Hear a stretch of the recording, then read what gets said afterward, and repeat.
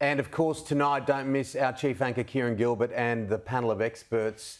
This is all about the Dunkley by-election. They'll be on air from 6 p.m. Australian Eastern Daylight Time, and it really will give us a bit of an idea of the state of play of federal politics. Joining me at the desk is former Minister in the Howard Government and Bondi Partners Senior Advisor Peter McGauran. It is a real-world test, isn't it, Pete?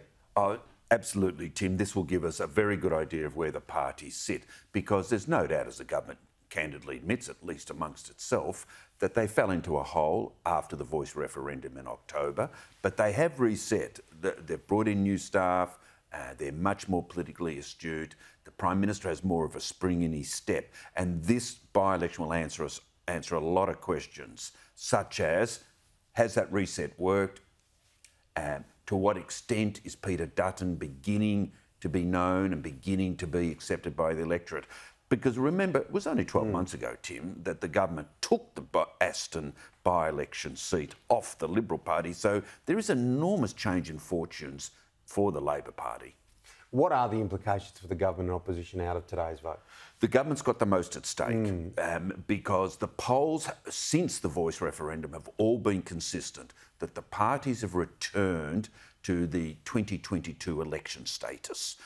After the success of Albanese's coming to the Lodge, he soared in the polls, did very well, and it looked like a two-term government for certain. We now know that it's much closer than that, and a lot of questions such as Albanese's breaking of his word. What about going to see Taylor Swift and doing a bit of a jig and a dance? Do you reckon that hurts the brain? Isn't that interesting? Yeah, Taylor Swift one night, Katy Perry the next, a lot of socialising.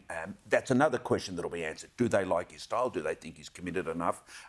This is a very important by-election. Cost of living, of course, we've been talking about it even at the back end of last year. Interesting inflation numbers, surprised a lot of people. And it looks like it's going down that way. Interest rates could drop almost as quick as they went up. So will the government be hoping that that sort of, that measure continues to ease? Not for the by-election, because they know long-term, definitely, 3.9% inflation rate now, but still a long way from the Reserve Bank's 2 to 3% target. Interest rates can't come down before September, October, and even then they'll come down from 4.35% to 4.1%, so not dramatic, but at least the trend's in the right direction for the government.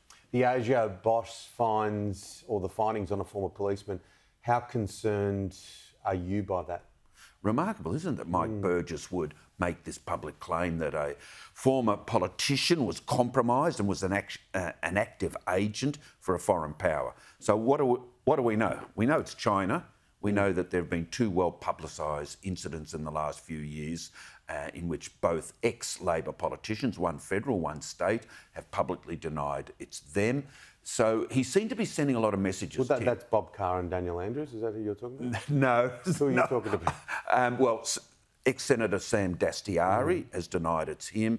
An ex-New South Wales member of the upper house, Labor, Ernst Wong, has denied it's him. So we can't speculate anymore other than rely on their public statements. He was sending messages, Tim. He was sending a message to China. He was sending a message to politicians as to the dangers that they face. And thirdly, he was sending a message to the community that there is active work, organised, sophisticated by foreign powers, particularly China. But it's interesting though, isn't it? Everyone's tossing up names. I just was mucking around with a couple of names. But like people are throwing names. I thought you were serious. No, I wasn't. Oh, thank God. No.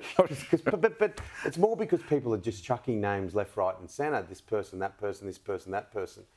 Because that's the downside. It's not the done thing, Absolutely. is it? That is the downside. It's unprecedented. The head of ASIO, Mike Burgess, who's very, very well respected, and ASIO, which is amongst the world's top intelligence agencies, who would have expected them to start this sort of speculation? So there is a downside, but obviously Mike Burgess and ASIO believe it's worth it to promote the issue.